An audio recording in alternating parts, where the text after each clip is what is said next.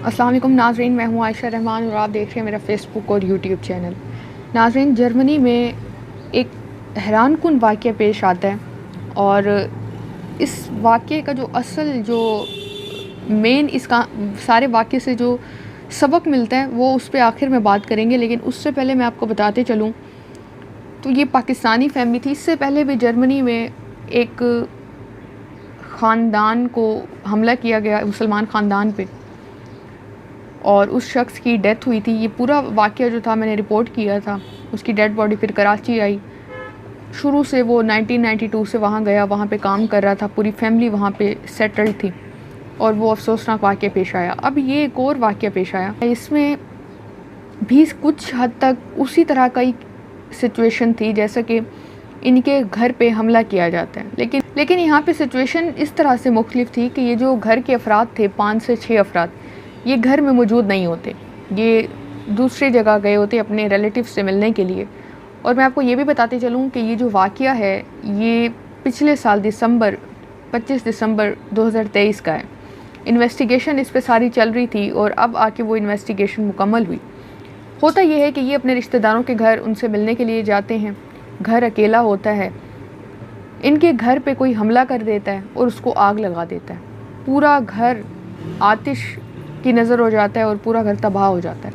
बाहर के ममालिक में अक्सर औकात ये चीज़ नोट की गई है कि वहाँ पे जो लोग होते हैं, चाहे वो पाकिस्तानी हों या किसी और कम्युनिटी के हों, वो अक्सर अपनी चीज़ों की इंश्योरेंस करा लेते हैं, चाहे मोबाइल हो, चाहे लैपटॉप हो, चाहे घर हो, बाइक हो, कार हो, ताकि कल कला को कोई भी नुकसान हो तो बैंक या जो भी जिससे उन्होंने इंश्योरेंस कराई है वो उनके नुकसान की भरपाई करते। लेट्स सपोज इनका जो घर था उसकी मालियत 1 लाख यूरो भी हो, तो इनके जो घर की इंश्योरेंस हुई थी, अगर इन केस कोई नुकसान आता है उस घर को तो तकरीबन 3.5 लाख यूरो इनको मिलना था। 3.5 लाख यूरो बहुत बड़ी अमाउंट है, आप सोच भी नहीं सकते, करोड़ों रुपए बनते हैं पाकिस्तानी।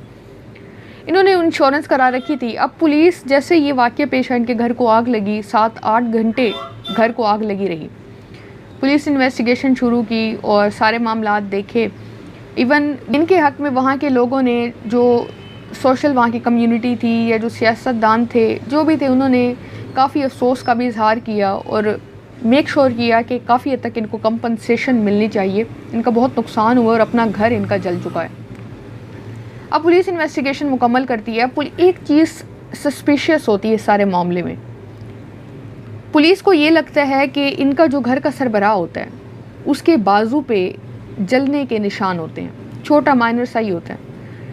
पुलिस इनसे पूछती है कि ये किस तरह से हुआ। ये खैर वहाँ पे बहाना तो बना लेते हैं, लेकिन पुलिस को ये चीज़ बहुत ज़्यादा शक में डालती है।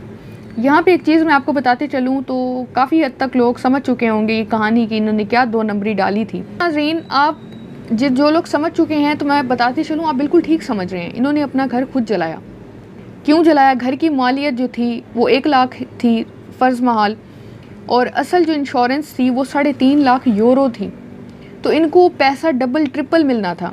अक्सर लोग यही करते हैं, इंश्योरेंस ज़्यादा करा लेते हैं, कल कला को नुकसान हो भी जाए तो हमें ज़्यादा भरपाई हो जाएगी, और ख़ुद भी कर देते हैं। इसी तरह से पाकिस्तान में मैं एक बात करती जाऊँ, अक्सर ये जो बैंक्स में आग लग जाती है, ये किसी और जगह डाटा, ये इलेक्ट्रॉनिक मार्केट में आप देखें पूरी की पूरी दुकान ही जल चुकी है, तो आपको क्या लगता है कि ये करोड़ों का नुकसान एक शॉर्ट सर्किट या एक आग लगने से हो जाता है?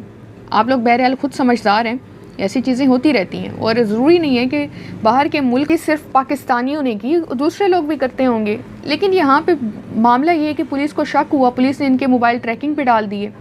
फिर जब पुलिस को मालूम हुआ, कुछ रिकॉर्डिंग्स पुलिस के हाथ लगी जिसमें ये बड़े खुश हो रहे होते हैं कि हमने तो बहुत शानदार प्लानिंग बनाई थी और उस प्लानिंग के नतीजे में हम लोगों को इंश्योरेंस का पैसा भी मिलने वाला है। तो ये खैर बहरहाल पकड़े गए। फिर इनको अदालत में पेश भी किया गया पुलिस की जानिब से। ये इसमें से ये भी मैं आपको बताते चलूँ तो ये बताया जा रहा है कि ये तकरीबन 5-6 लोग हैं। इनमें से कुछ लोग जो थे वो जर्मन सिटीज़न थे, मतलब वहाँ की इनको सिटीज़नशिप मिल चुकी थी, और कुछ अजाइलम पे थे। अब इसमें जो घर का सरबराह था उसको भी पेश किया गया है, बहनोई भी इसमें था उसका, ब्रदर इन लॉ, तो उसको भी अदालत में पेश किया गया। बहरहाल इन पे चार्ज लग चुके हैं, इन पे ट्रायल चलाया जा रहा है। अदालत ने इनको जर्मनी से बाहर ट्रैवल करने से भी रोक दी है। तो ये बड़ी हैरानकुन और अफसोसनाक अपडेट्स हैं। आप सब देखें, जब भी हमारे मुल्क से कोई बाहर ट्रैवल करने के लिए जाता है पाकिस्तानी पासपोर्ट और पाकिस्तानी होना बहुत बड़ी बात होती है। आप किसी भी तरह की किसी से भी 2 नंबरी करते हैं तो उससे पाकिस्तानियों का नाम ख़राब होता है। अब कुछ दिन कबल एक यूट्यूबर ने आके बताया कि किस तरह से जहाज़ में एक चीनी ने उनके अच्छी खासी रकम के डॉलर्स चुरा लिए। अब यहाँ से अंदाज़ा लगाएं कि जिन्होंने भी उस वीडियो को देखा होगा, जिस बंदे ने, उसके दिमाग में एक चीज़ बैठ गई हो कि कल को वो सफ़र करेगा या कहीं पे भी चाइना से ताल्लुक़ रखने वाले बंदे को देखेगा तो उसके दिमाग में होगा और वो बिल्कुल कॉन्शियस हो जाएगा कि कहीं ये मेरी चोरी भी ना कर लें। इसी तरह से सेम केस पाकिस्तानियों के साथ भी होता है। अगर आप यही काम करेंगे दूसरे मुल्क जाके तो सारे पाकिस्तान की और पाकिस्तानियों की रेप्यूट भी ख़राब होगी और काम मिलने में या कोई भी मामलात होंगे, लेन देन में काफ़ी मसले मसाइल होंगे। तो इस चीज़ का ख्याल रखा करें। मज़ीद अपडेट्स के लिए अकाउंट्स को फॉलो कर लें, वीडियो को लाइक करें, शेयर करें। अल्लाह हाफ़िज़।